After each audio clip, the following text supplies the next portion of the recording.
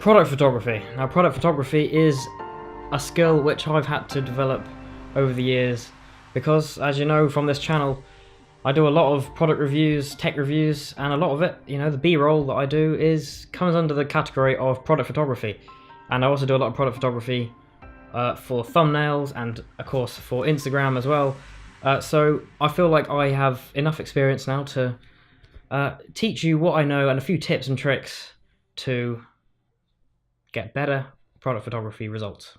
Now, I've managed to boil a lot of what I know down into 3 very important points, and 3 points that will drastically improve your product photography game. So in this first part, I want to talk about depth.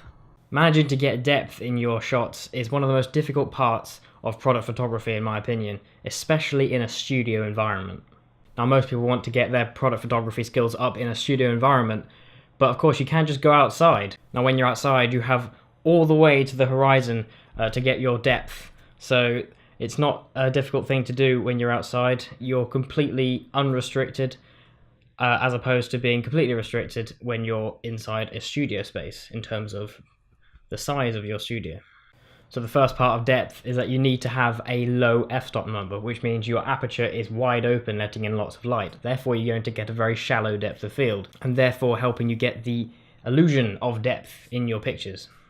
Now, one of the main parts about being in a studio environment is that you can control the lighting. Now, using the difference between dark and light is a great way to introduce depth into your pictures. If you try to light the subject from the front with the light looking back, it's going to bleed past people's faces and onto the background, which will lead to a very flat-looking image. Now, if you have a light source that shoots across your subject, in this case your product, then you're going to be cutting off the light in the background, like I have in this situation just here.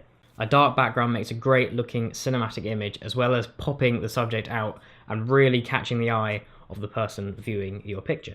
Now, another way to get good depth into your shots is to look at the product that you're shooting. Now, if your subject is longitudinal in nature, like a phone for example, then you can shoot along the long edge of your phone to get a sense of depth and use a leading line into the background. It's another way of getting depth into your shots. So that's pretty much the end of the depth section. The next part we're going to look at is texture and props. Now, texture can come from all sorts of ways and all sorts of places that you might not think about shooting your product photography on. A nice example that I came across recently is, in fact, my sofa. It has a very nice texture, and the pattern that comes on the fabric on the sofa is actually very appealing and works well with grey products. Now, greys and blacks are things that are very common in product photography when it comes to technology.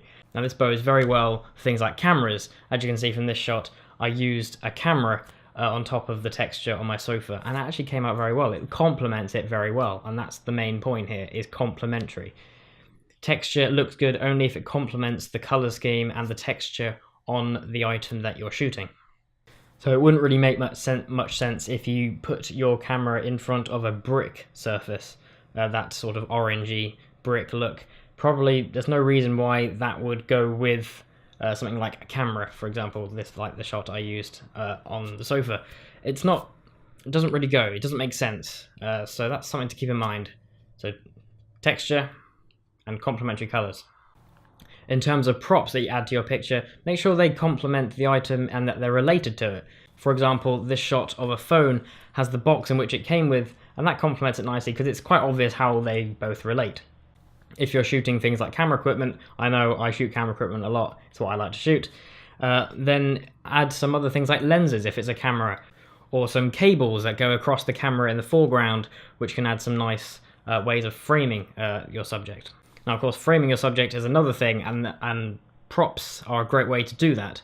Like I said, you can have cables that run around the foreground to sort of frame your shot. Also, putting items around the subject in a balanced way can also bode well when trying to frame your subject. A subject just in the middle of the frame without any kind of interest drawing it in, like an artificial vignette, if you will, it doesn't draw you in as much as something with props dotted around the outside as an artificial vignette would.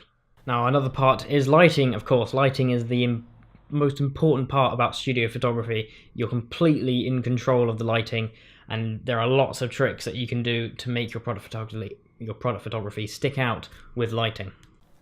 Now, one thing I've used recently is using coloured lights in the background. These are two Philips hue lights.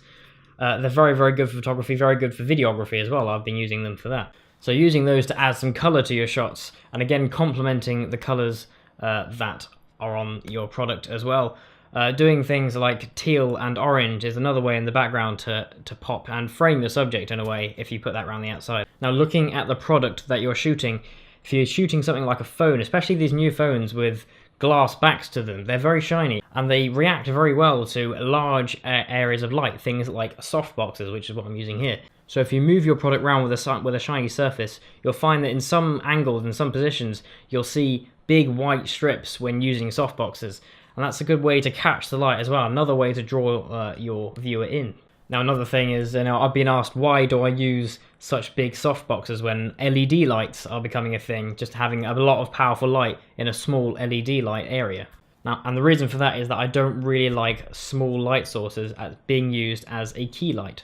If you're trying to go for a hard shadow look, which I do sometimes, then yes, very good. But for most of the product photography I prefer to have a nice soft light. Small area lights, like small LED panels, are very good for accent lights and very good for adding some punchy light in the background, whether it's trying to be a lens flare, trying to create some hair lighting. They're very good for that, and I like that as an effect. There are ways to add contrast in lighting, as I was saying earlier.